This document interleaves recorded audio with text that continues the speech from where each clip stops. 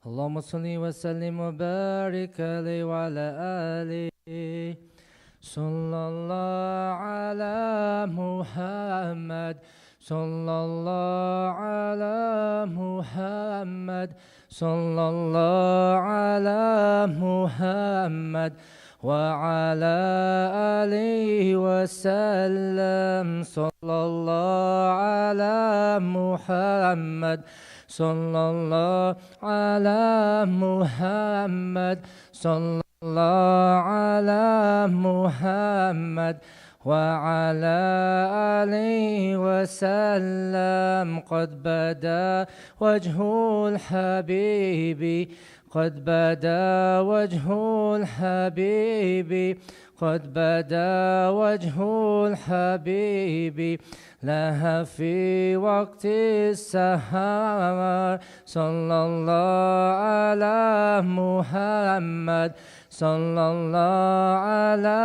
محمد، صلى الله على محمد وعلى آله وسلم. نوره قد عم قلبي، نوره قد عم قلبي، نوره قد عم قلبي فسجدت بانكسار.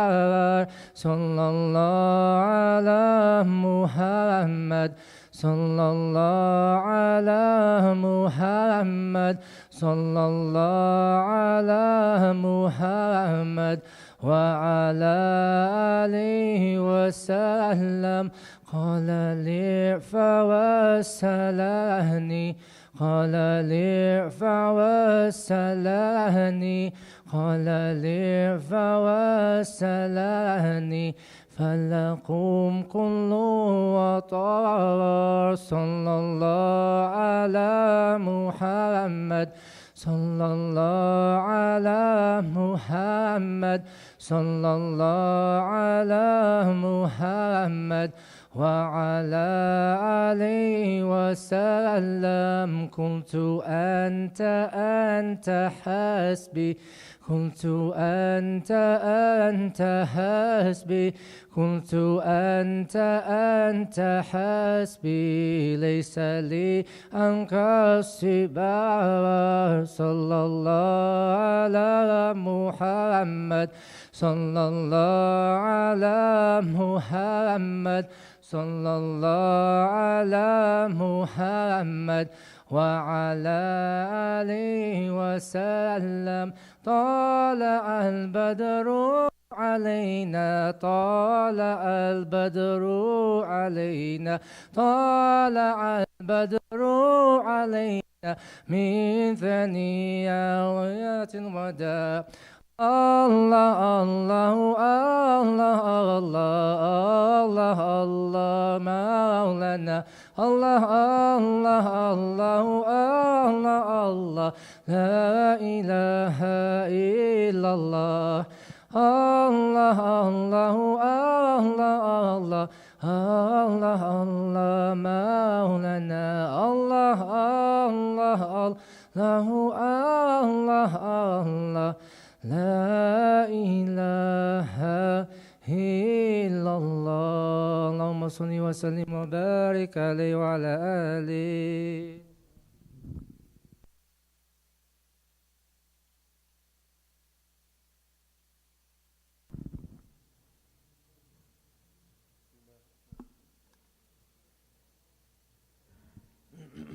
بسم الله الرحمن الرحيم. بسم الله الرحمن الرحيم. الحمد لله رب العالمين، وأفضل الصلاة وأتم التسليم على سيدنا محمد سيد الأولين والآخرين وحبيب رب العالمين وعلى آله وصحبه أجمعين. اللهم صل على سيدنا محمد طب القلوب ودوائها وعافية الأبدان وشفائها ونور الأبصار وضيائها وقوت الأرواح وغذائها وآله وصحبه وبارك وسلم. اللهم لا علم لنا إلا ما علمتنا إنك أنت العليم الحكيم. اللهم علمنا ما ينفعنا وانفعنا بما تعلمنا وزدنا من فضلك علما وتعليما إنك على كل شيء قدير. الحمد لله. Assalamu alaikum wa rahmatullah. Mawlid Mubarak, inshallah ta'ala. How is the hal this morning? Alhamdulillah. I can still kind of feel it in the air. Alhamdulillah Rabbil Alameen. Those are the gatherings of healing. Not trips to the Amazon jungle, drinking potions of ayahuasca and who knows what people are doing now. That's the stuff. Those are the healing sessions with the shamans, if you will, Habib. Alhamdulillah. So today is our last session, day 5, session 5 of our 5-day exploration of some of the core themes of embodying hikmah. And I hope, inshallah ta'ala, throughout the week you've gained a little bit of insight at least into what this work is really all about. It's about coming back to the self, coming back to the heart, the true self, the heart, the embodied reality. Inna fil jasadi, verily in the body is how the hadith starts. In the body there is an organ. If it's sound, the whole body's sound. If it's corrupt, the whole body's corrupt. Ala wa hiya al-qalb. It is the heart. It is the spiritual heart. It's not the organ. Right? That's very downstream of the phenomenological manifestation of life in the world. It starts from the interior and flows out to the exterior. It's the spiritual heart that flows throughout all of your systems. Thank you, Jazakallah khair. Through all of our faculties, all of our limbs. So it's a spiritual heart that's in the body, it's embodied. So this is what we're talking about, coming back to the embodied heart. If you come to that, you come to everything in terms of health. And it's the beginning of the path of going to the Lord of everything, Rabbul Izzah. Alhamdulillah. So I was thinking today, I have some of these little hikam, little like one-liners that I thought maybe I could just share and we can just talk about them. This is kind of in line with what my teacher does, Hakim Archalata, when he travels and does these types of things. He calls these hikam as well. So in honor of him, we have these hikam. The first one I'll just mention because I mentioned it during the week and it's not something that we said, it's something of one of the great scholars, Raghib al-Isfahani rahimahullah, who says, you cannot be prophetic until you are first human. If you missed that, I want to say that one again. You cannot be prophetic until you are first human. You cannot be, in other words, Muhammadan until you are first Adami. Adami. And in harmony with the creation of Allah within you and around you. And that's a process, right? And you can become Muslim and continue that process of becoming fully Adamic. And we should, because that's a whole process that runs in parallel to our Islam. But there's something to be said there, that we don't want to exert ourselves in the transcendent practices and the moving through the stages of the malakut and the higher maratib al-wujud and all this when we're not eating right and we're not sleeping right and we're not taking care of this body and we're not taking care of our relationships. It's like, first things first, please. And recognize that's actually the sunnah of the Prophet ﷺ. That's actually our way. And so that we don't get distracted, I think this hikmah is beautiful. Right? It's like confronting. And invitational as well. How do we become more Adamic? Excuse me. Hikmah 2 is a hikmah I like to share when I travel and teach.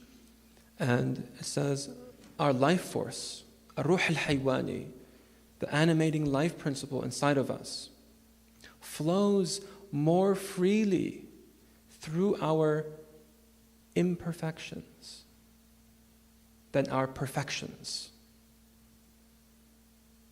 I'll say it one more time.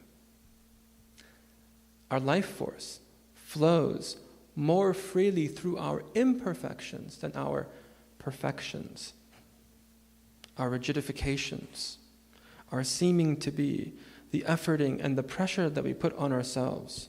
How many of us live our lives in a way where we're not present with what is and what needs to be within? We're just doing and operationalizing and expressing and acting out some sort of program, some sort of understanding of the world where I need to do, and I need to make up, and I need to compensate. I'm already down. I'm intrinsically down. I'm in the negative. I'm in the dirt. I have to prove myself. How many of us do that? Or how many of us, maybe we think very highly of ourselves and we don't want to soften. We don't want to let in the softness. We don't want to let in the mercy. So we keep everyone like this. Or we keep, I'll take care of you. No, you want to take care of me? I'm okay.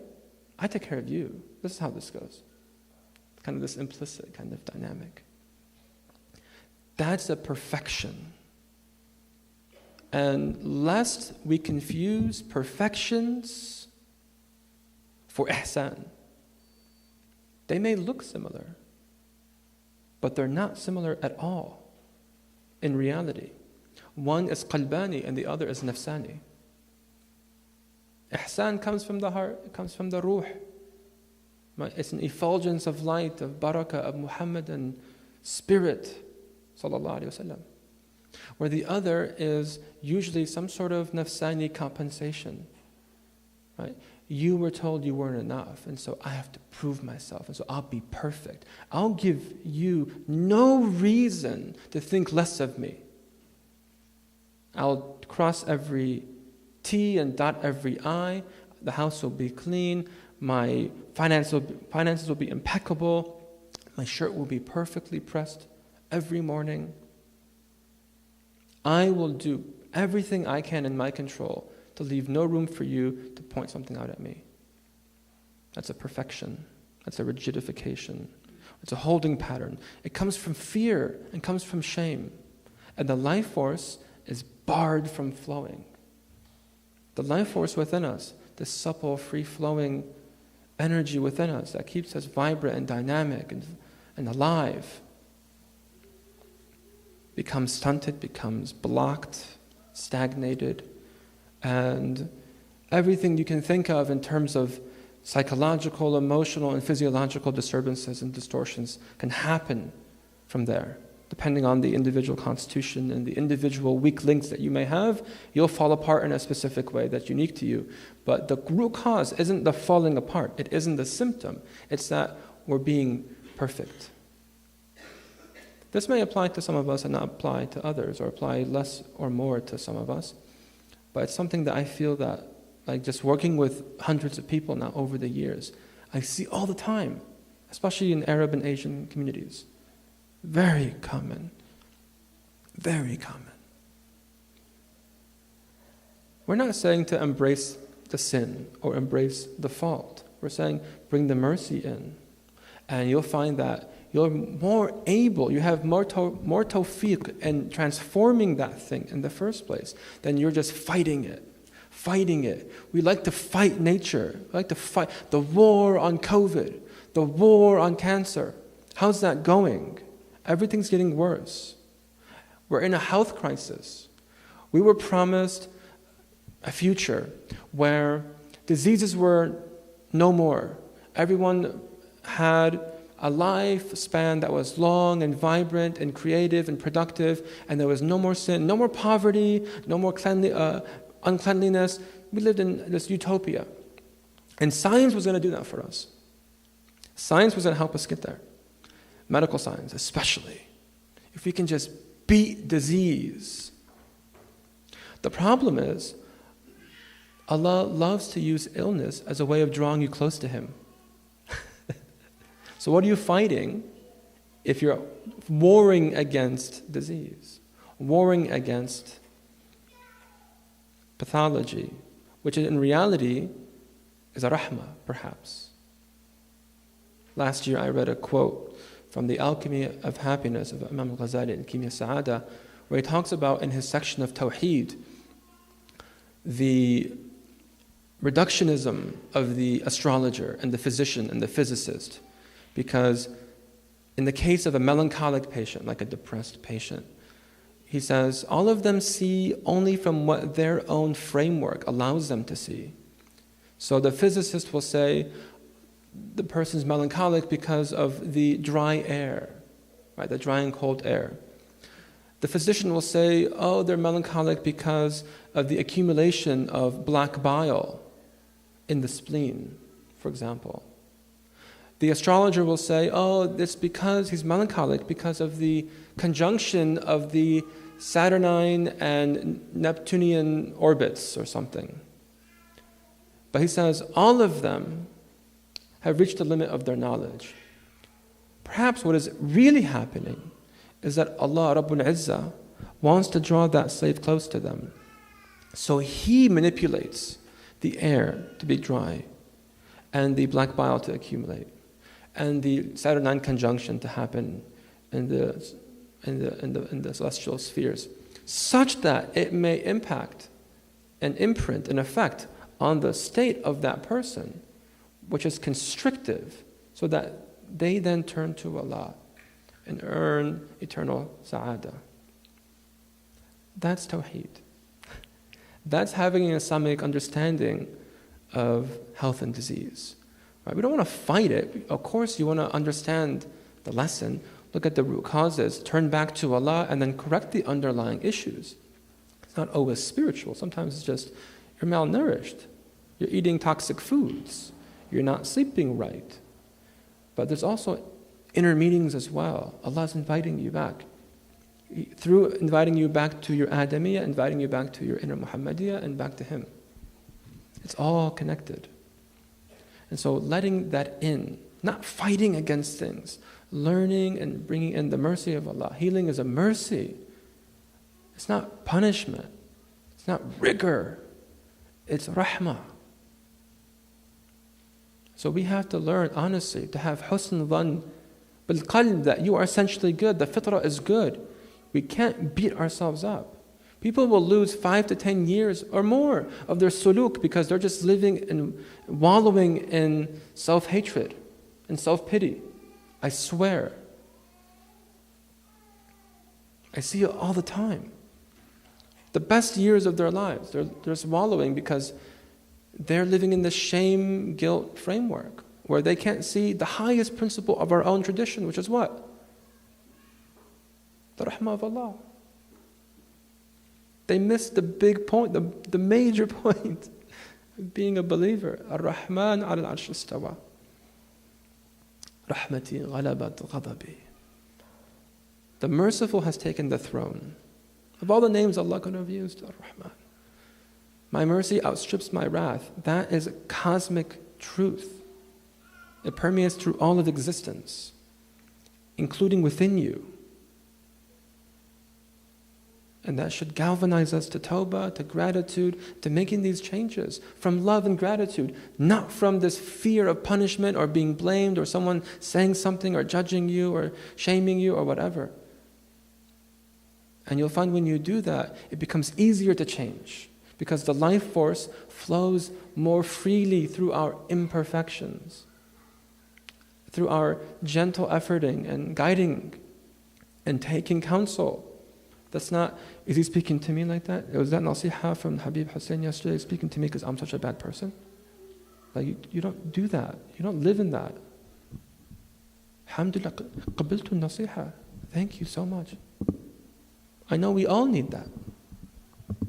And may Allah bless all of us. The hearts are connected. You're coming from the heart.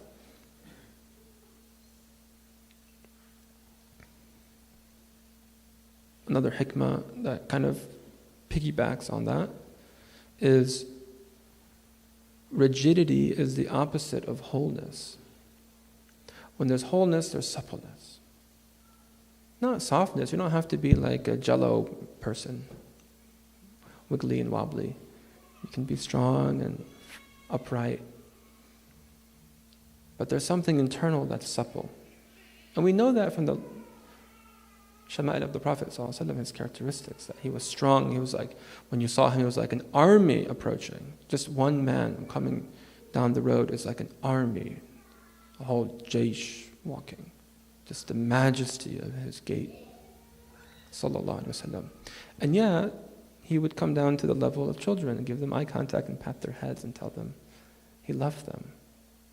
And if a woman who kana fi aqliha shay', she was a little bit off, we would say she's a little bit off, comes and says, Ya Rasulullah, I have something really important I want to talk to you about in Medina. And he says, let's talk. She says, I'm not comfortable. She's like, you take me wherever you want to go, and I'll come. So she grabs his hand, and she leads him to a place where she felt comfortable, sat him down, and told her story. And he walked with her and sat down and listened. This is the Sultan of the cosmos, who is able to be supple and present, and yet when the heat of battle comes in, everyone rallies behind him, sallallahu alaihi wasallam. Even Imam Ali, who yesterday I shared with the youth, some of the valor and the bravery of Imam Ali, he would seek protection behind the Prophet ﷺ himself. So rigidity, this thing of I ought to be, I need to be, this thing. No, you are. Don't seem to be, just be. Because what you are is beautiful. The fitrah is beautiful. The fitrah is pure. It's whole. It's rich. It's balanced. And it has all the virtues. It has all the virtues that you would want to acquire from seemingly here and there and everywhere. It's all inside.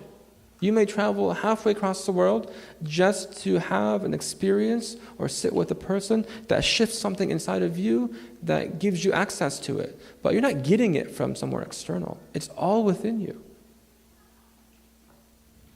So this is very important.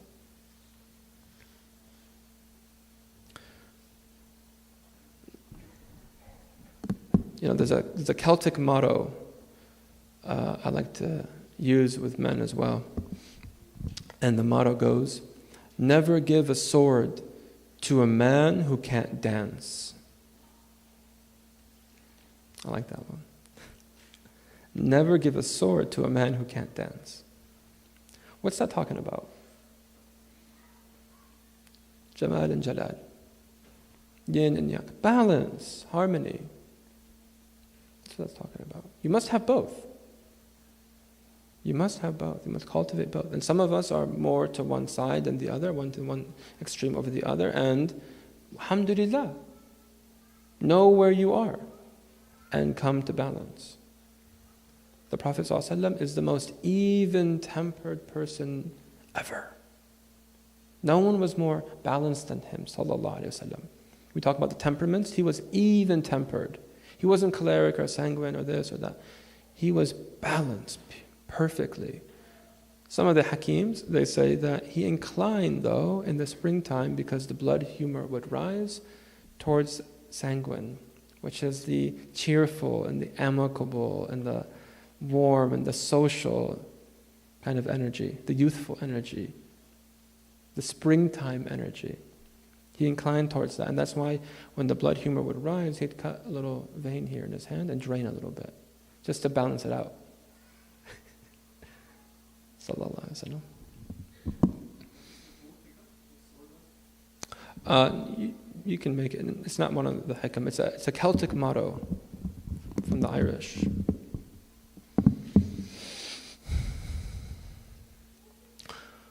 Next one. What you feel determines your reality.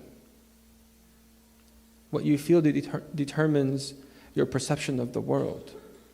Feeling meaning like in the truest sense of feeling. Not I have a thought kind of feeling. What you feel in your body or don't feel. Some people find that The world is cold. People don't care about one another.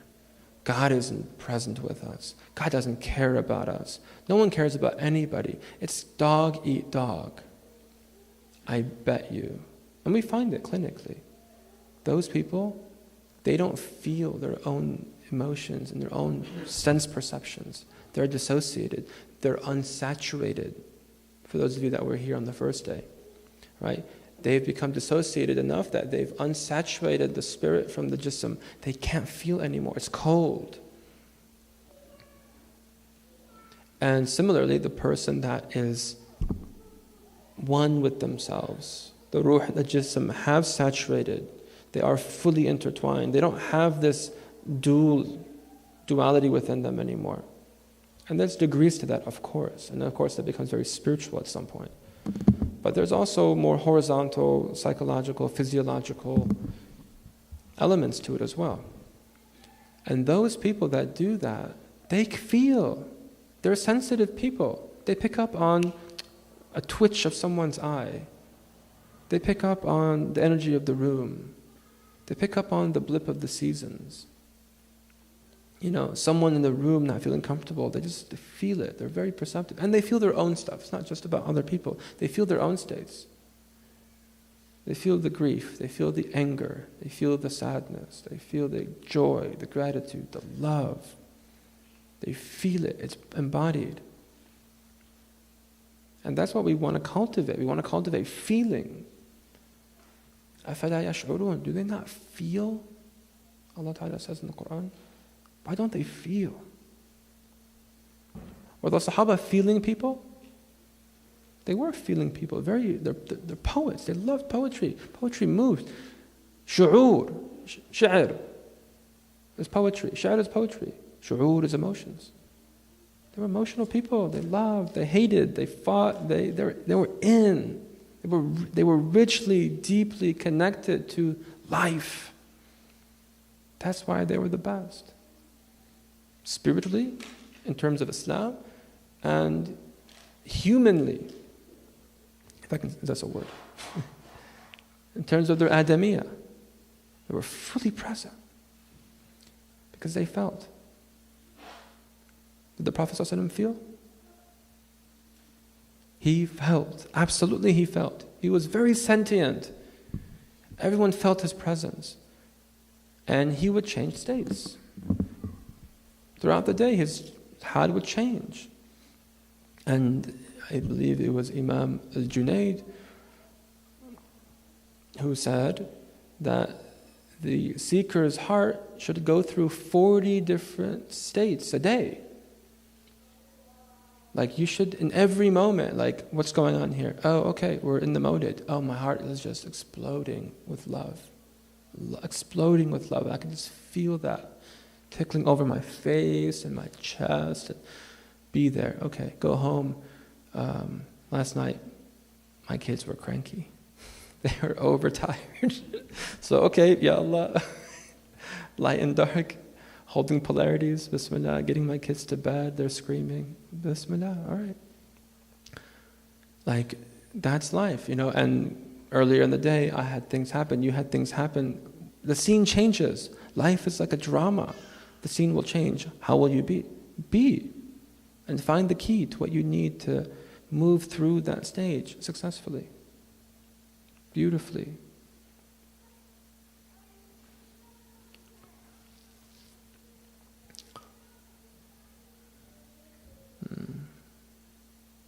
Okay, next one. The regulators of our physiology are embedded in our relationships. The regulators of our physiology, our internal organs, our physiology inside, is embedded in our relationships. How we are with other people, how we are with ourselves. Again, back to the life principle and everything being connected and the saturation of the ruh and the jism and the nafs, all of that in our relationships. And remember, ad-deenu mu'amala.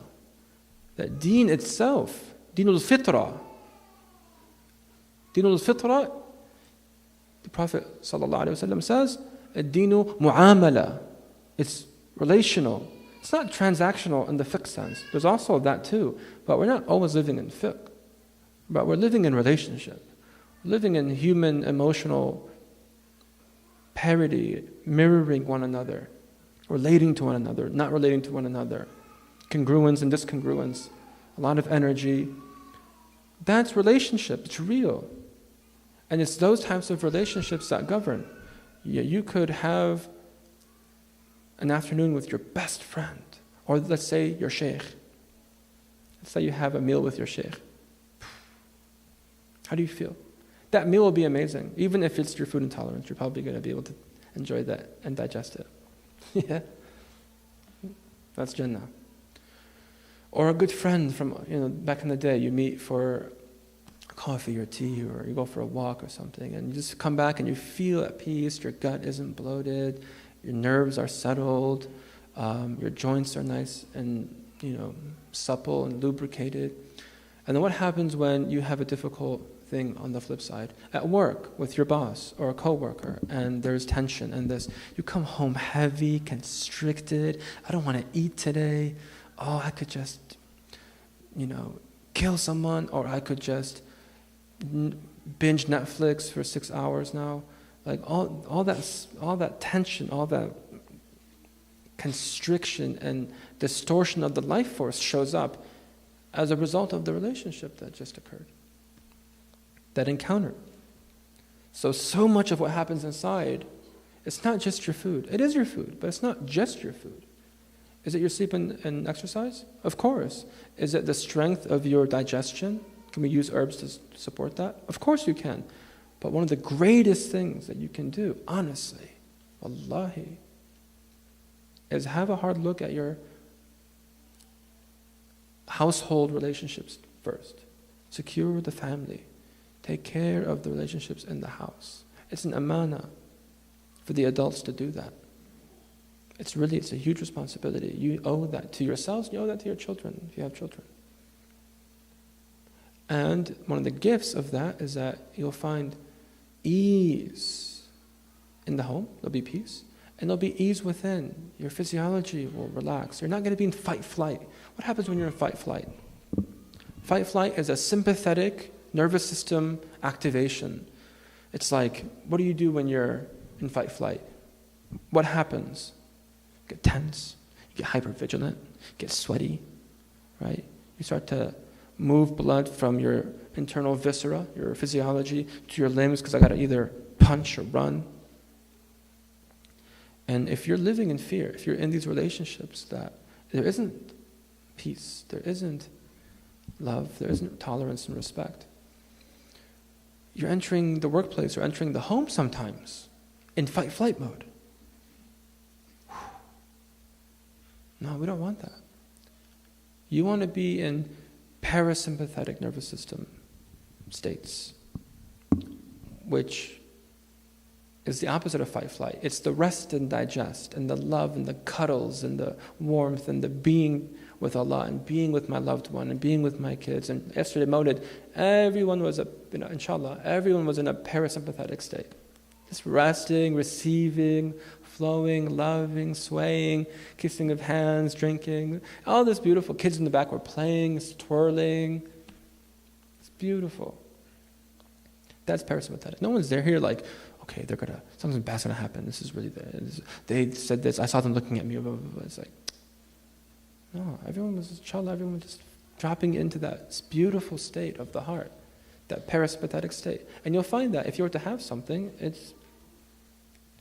it would be agreeable to the organism, that you wouldn't resist it in the same way that if you're because when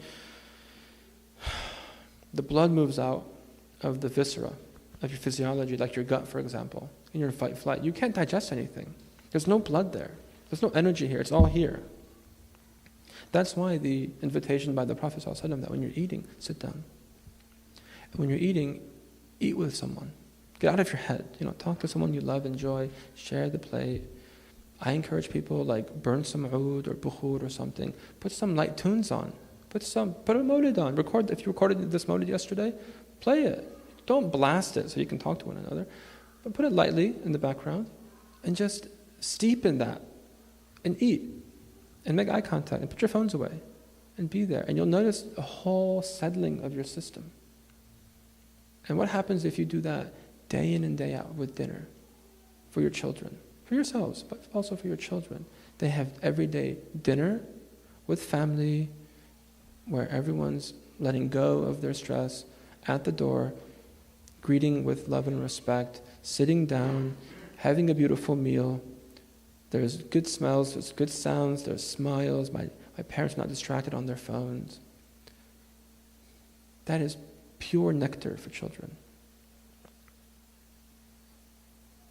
Pure nectar. And that will regulate their physiology, and that will regulate their behavior and their mood. All of that will come because the regulators of our physiology are embedded in our relationships.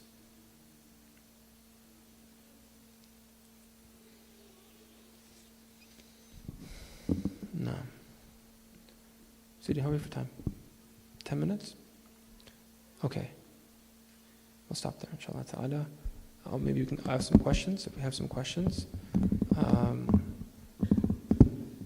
Bismillah ar-Rahman ar-Rahim. Allahumma salli ala Muhammadin wa ala alihi wa sahbihi wa sallam. So, maybe we have a mic passed out. We have mics here. Who would like to, does anyone have a comment? It doesn't have to be a question, it can be comment, reflection. It is our last session, so we can kind of open it up for the group, even for a group discussion, if that kind of wants to happen.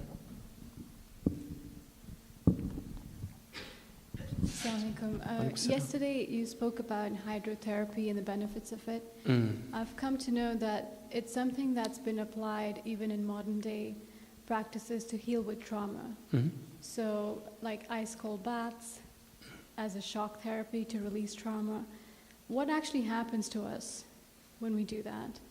What's the, I trust that it works, but what goes on inside our body and mind that it brings us healing through that? So I'm not a fan of ice plunges. It's actually like in classic hydrotherapy and Chinese medicine for sure, it's like a big no. Like, it's a big no. It's a big cringe no. It's like, ooh, that's not good. But in general, like you have people like Iceman, Wim Hof, if you are familiar with that phenomenon. Everyone's plunging because of him now. What the ice can do is actually just, because it's so shocking, if you plunge into an ice bath from room temperature or like even a hot summer day, it's shocking. And all of a sudden, if you're neurotic and thinking about you're in your head and worrying about this and worrying about that, and all of a sudden you're plunged into 30-degree water, there's nothing in your mind but cold. It brings saturation. It forces saturation, actually. And they say that can heal trauma. I disagree. I think it's a cool experience. I think it can help you begin to feel what it's like to be fully present. You could just turn the shower a little bit colder at the end of your shower today and feel that. You don't have to ice plunge. But the idea of hydrotherapy always is moving of the blood. So hydrotherapy is the use of water as therapy. And the Muslims in their marastans and the Dar al-Shifa that we had all over the Muslim world had usually some sort of hammam, some sort of bathhouse where people would come and maybe you get a wash. Well, first maybe like the one I went to in Syria many years ago, you sit in a steam bath, like Roman era steam bath, like beautiful, the stones. May Allah bring justice and peace to Syria. So we did the steam, and then we came out, and you get vigorously rubbed by the big, strong, hairy man. All this black soot came out. I'm like, I shower every day. Where's that coming from? Just in there rubbing you. And then you feel like a baby after that. Kind of abused as well, but... And you sit in a nice robe and they feed you, mujaddara, like this lentil rice dish. Beautiful, right? I felt it was amazing, right? And I did it with my father, which was really beautiful. So those were common, and people would have those types of things. And you have like steams, you have maybe now we call it saunas. You have hot-cold applications in different, like a douche or like a immersion bath or earth mud baths and stuff like that. So all this sort of different forms of applications of hydrotherapy. The one I like the most is contrast, using hot and cold, because I believe in, the balancing effect of using both.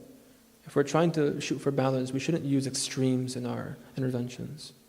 We shouldn't just nuke people with just sit in sauna all day. Like, that's not good. And nor should they plunge into cold, ice cold. That's too much. If you want to try it, it's cool. Like, it won't kill you, but it's not going to be as therapeutically efficacious, I believe, as something like a contrast hydrotherapy, which something I do, for example, in clinic, which is you take hot, cold towels. Always starting with hot and always ending with cold, no matter how many cycles you do of hot, cold, hot, cold, hot, cold. So if you do one cycle, hot, cold, 2 cycles, hot, cold, so on and so forth. But what you do is put, for 5 minutes, a hot towel on your chest, and then cover with a wool blanket, at least 80% wool. And that warms up your chest, right? And that brings fresh blood to this area. Now, what nerve innervates all of this right here? Docs. Vagus, right? This is all vagal tone, vagal innervated viscera, organs. And so when you bring heat here, you're turning on the vagus nerve, which is bringing down your heart rate, which is deepening your breathing, which is optimizing and tonifying gut function. The vagal tone also works on speech, the intonation of the voice, the muscles of facial expression. All that's vagal. Right? People that don't have vagal tone, they're always kind of just like, hello? They're not there. Right? The vagus is turned on. They're in fight, flight. They're like freeze, actually. That's more like a freeze response, right? Fight, flight, freeze. They're just not there. So 5 minutes of hot, and then you open the towel. You open the blanket, the wool blanket, and then change the hot towel for a cold towel for 10 minutes. 5 minutes hot, 10 minutes cold. And then you cover up with the blanket. And that's one cycle. You can do 2-3 cycles. It should take about half an hour. And what that does is gel fresh blood. The heat brings fresh blood in. The cold moves blood away. Heat brings it back. Cold brings it away. And what you'll find is people with things like Raynaud's, like cold hands, cold feet, immediately feel, oh, I'm more even temperatured. Even temperatured with just one application of hydrotherapy. You can do this also in the shower. So like 3 minutes of hot and 30 seconds of cold. It doesn't have to be ice cold. It can be like a tepid cold. And you can just sit there and enjoy that. Wash, shampoo, lather, whatever during the hot phase. And then cold phase, just kind of sit there, aim it for your upper back and your chest. And I mean, it's amazing. Even if you just ended your shower with a cold blast for 30 seconds. Yeah? Especially in the summer, it feels so good because otherwise you get out and you're sweating again immediately, at least for me. So it's like you don't want to do that. So, and if you end it on cold, you cut out and you don't sweat. So it's nice. But that's what that does. So it has cardiovascular effects, it has immune effects. We found that with hydrotherapy, your white blood cells go up by 10,000 after one session. Your nervous system shifts into parasympathetic mode and all that. So it's really beautiful, very gentle. We're working with the body. There's almost zero contraindications in using it. So piggyback on that. So the practical thing would be you in the shower, hot shower, and cycle cold. Is that what Huberman recommends, more or less? I don't know. I can't speak to Huberman. I was doing it straight, like jumping in, ice cold, 3 minutes. Yeah. Only for point of view would wake me up. But maybe a different mindset. The mindset was like you want to basically discomfort first thing in the morning. Sure. And that works. It works really well. Yeah. If you want to feel uncomfortable, you want to wake up, if you want to get out of your racing monkey mind, few things are better than just jumping in the cold. But for it to be healing trauma, I don't think so. Allahu Alam. We're done? We're good? Okay, we're done. Okay. Alhamdulillah. It's been an honor to be with you, all of you. And Allah bless all of you. We ask Allah Ta'ala for His healing. Sallallahu alayhi wa tawfiq, inshallah ta'ala. If there's any way I can continue to be of service for you, please reach out. I'm always at your service, inshallah ta'ala. سبحانك اللهم وبحمدك أشهد أن لا إله إلا أنت أستغفرك وأتوب إليك وصلى الله على سيدنا محمد النبي الأمي وعلى آله وصحبه وسلم. السلام عليكم ورحمة الله.